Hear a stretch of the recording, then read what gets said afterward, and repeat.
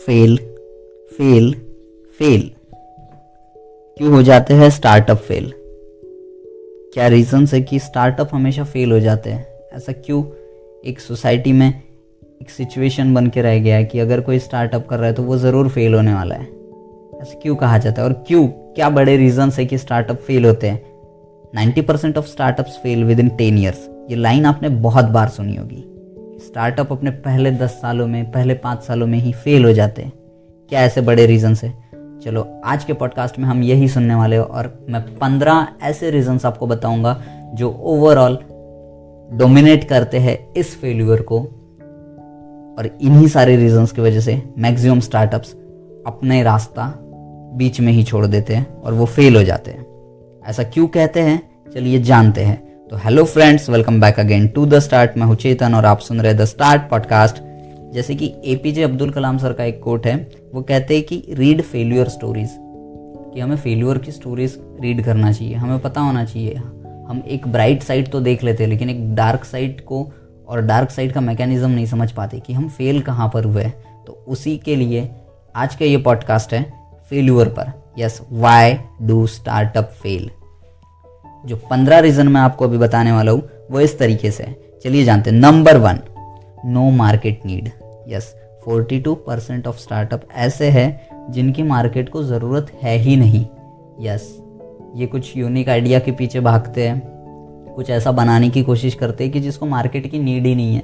तो first of all इनके लिए सबसे पहली बात है कि do proper research and create demand. अगर आपके प्रोडक्ट की डिमांड ही नहीं है तो उस प्रोडक्ट की मार्केट में ज़रूरत नहीं होगी। तो पहले डिमांड क्रिएट करिए आपके प्रोडक्ट के लिए, उसके लिए प्रॉपर अवेयरनेस फैलाइए और फिर काम करिए। Yes, first is no market need, जो कि 42% ऑफ स्टार्टअप ऐसे जो इस वजह से फेल हो जाते हैं।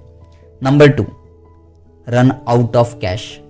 29% ऐसे स्टार्टअप होते हैं जो कैश की वजह से पीछे छूट जाते हैं। ऑब्वियस सी बात है, बड़े बड़े आइडियाज़ हम पकड़ते हैं, एग्जीक्यूट करते नहीं हैं बराबर टाइम पे, और कैपिटल सही तरीके से नहीं मिल पाता या फिर इन्वेस्टमेंट सही प्रॉपर तरीके से नहीं मिल पाती है, उसकी वजह से run out of cash. Third, not the right team. Yes, ये टॉप 3 मेन रीजंस में आता है कि आपकी टीम अगर राइट नहीं है, आपका प्रॉपर टीम मैनेजमेंट नहीं है, आपके को फाउंडर सही नहीं है, या आपकी जो कोर टीम होती है इनिशियल टाइम की वो सही नहीं है, अगर 1-2 लोग भी प्रॉपर नहीं है तो वो वर्क अच्छे से नहीं होगा, मैनेजमेंट उस तरीके से होता ही नहीं है। तो आपको प्रॉपर टीम होना ये बहुत ज़्यादा इंपॉर्टेंट बात है। 23% ऑफ स्टार्टअप इंडिया में ऐसे होते हैं और दुनिया में भी ऐसे होते हैं जो फेल हो जाते हैं अपने इनिशियल टाइम में, इन्हीं चीज़ों के वजह से। आपके पार्टनर्स के बीच में, आपके को फाउंडर्स के बीच में बराबर तरीके से अंडरस्टैंडिंग होना बहुत ज़रूरी है। Number 4, competition.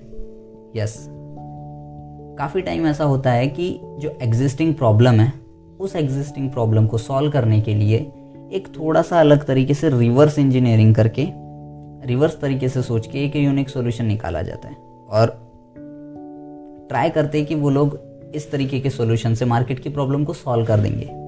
बट उसी फील्ड से रिलेटेड, उसी सेक्टर से रिलेटेड जो बड़ा स्टार्टअप या फिर बड़ा जायंट बिजनेस ऑलरेडी अवेलेबल है, तो ऑब्वियस सी बात है उनके लेवल की सर्विसेज या उनके लेवल की क्वालिटी पे आप पहले दिन नहीं पहुंच पाओगे।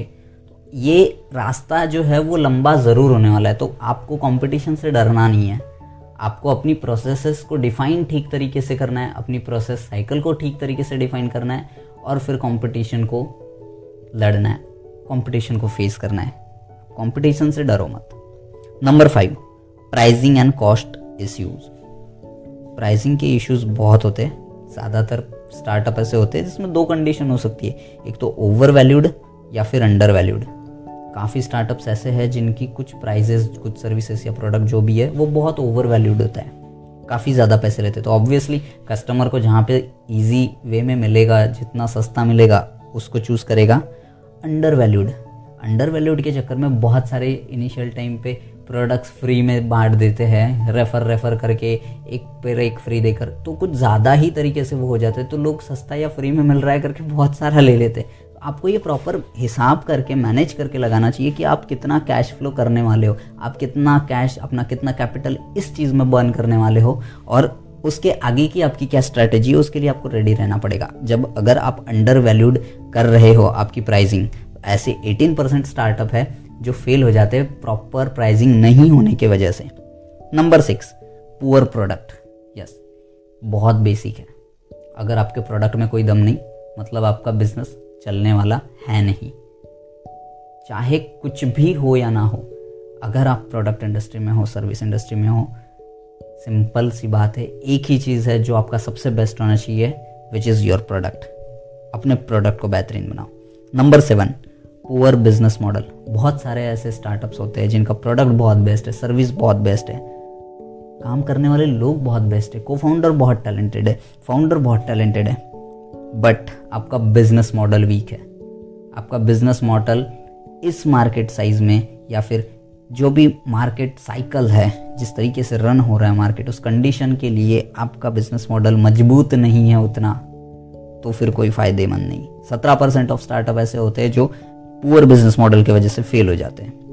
Number 8, poor marketing. ऑब्वियस सी बात है, ज़्यादा लोगों तक आपका प्रोडक्ट या सर्विस पहुंचेगी नहीं, आपके स्टार्टअप की इन्फॉर्मेशन पहुंचेगी नहीं। जो अवेयर्ड कस्टमर है, जो आपके टारगेटेड कस्टमर है, उन तक अगर आपके प्रोडक्ट के बारे में इन्फॉर्मेशन नहीं पहुंची तो वो कैसे क्या लेंगे आपका प्रोडक्ट। आपको एक अप्रोप्रिएट बेस्ट मार्केटिंग करना बहुत इंपॉर्टेंट है अपने प्रोडक्ट की। Number 9, ignore customers. यस, सब कुछ बेस्ट चल रहा है, कंपनी बहुत बढ़िया है, लेकिन अगर आप कस्टमर्स को इग्नोर करते हो, अगर आप मुझे बताओ किसी कंपनी का आपने प्रोडक्ट लिया, कोई सर्विस ली, जो कुछ भी चीज़ें हैं, और आपको उससे रिलेटेड कुछ दिक्कत होती है, तो आप कस्टमर केयर के पास जाते हो और वहाँ से आपको इग्नोरेंस मिले, वहाँ से आपको अच्छी सर्विसेज नहीं मिले, आपको आपकी प्रॉब्लम का सोल्यूशन ना मिले, क्या आप चाहोगे दूसरी बार वहाँ पर जाना? क्या आप चाहोगे किसी और को बताना कि यार ये कंपनी के साथ ऐसा ऐसा हुआ है? ऑब्वियसली बताएंगे, लेकिन नेगेटिव पार्ट बताएंगे। उससे क्या होता है, आप कस्टमर को इग्नोर कर रहे हो, लॉस बना रहे हो, इसी में आप ही का नुकसान है, और इस वजह से 14% ऑफ कंपनीज फेल हो जाती है। Number 10, loose focus. ये बहुत सारे तरीकों से हो सकता है। आपकी टीम में अनबन चल रही हो, आपकी टीम ठीक से वर्क नहीं कर रही हो, आपका प्रॉपर मैनेजमेंट नहीं है, टीम के ऊपर कमांड ठीक से नहीं हो रही है, चीज़ें एग्जीक्यूट ठीक से नहीं हो रही है, इस वजह से फोकस लूज हो जाता है। तो आपको ये बहुत इंपॉर्टेंट है कि मोटिवेटेड माहौल बनाए रखना, एक कंसिस्टेंसी मेंटेन रखना अपने स्टार्टअप वाले एरिया में, ये ज़्यादा इंपॉर्टेंट है। 13% ऑफ स्टार्टअप्स इसी वजह से फेल हो जाते हैं। नंबर 11, डिसहार्मोनी ऑन टीम और इन्वेस्टर्स। जो भी एग्रीमेंट्स आप करते हो, जो कुछ भी चीज़ें आप एग्जीक्यूट करते हो अपने स्टार्टअप में, अपने कंपनी में, तो इनिशियल लेवल पे होता है कि सारे लोगों से हमारे डायरेक्ट कॉन्टैक्ट्स होते हैं, क्योंकि टीम छोटी होती है।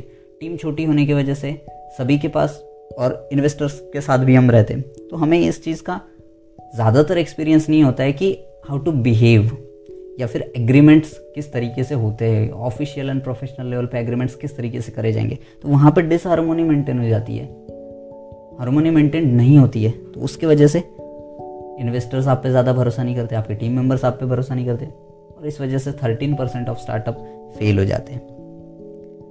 नंबर 12, आपका पिवोट बैड चले जाता है, आपकी डायरेक्शन रॉन्ग चले जाती है। 10% ऑफ स्टार्टअप इस वजह से फेल हो जाते हैं। Number 13, lack of passion.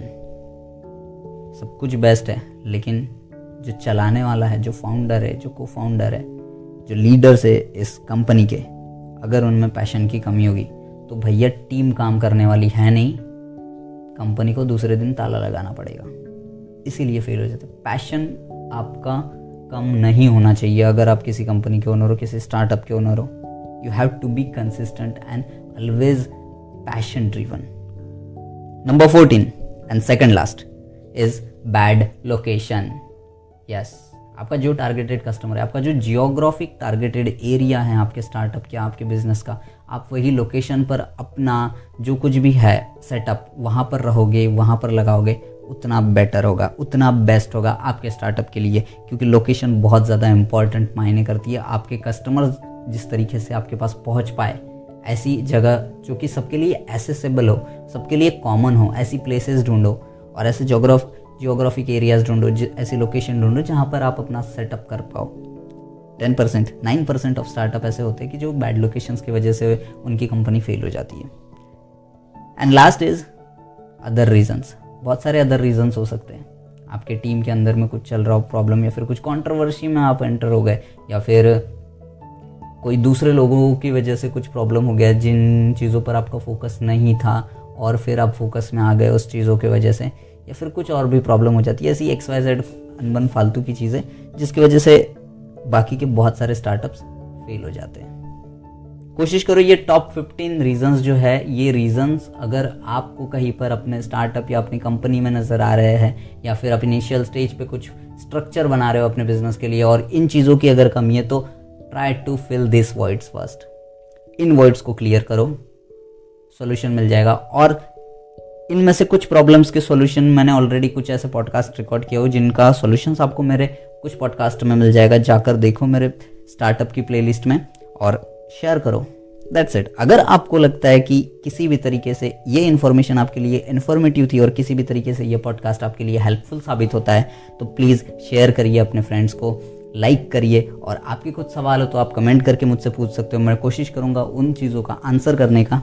और तब तक के लिए मिलते हैं नेक्स्ट पॉडकास्ट में। Tata, bye bye, stay calm, stay productive.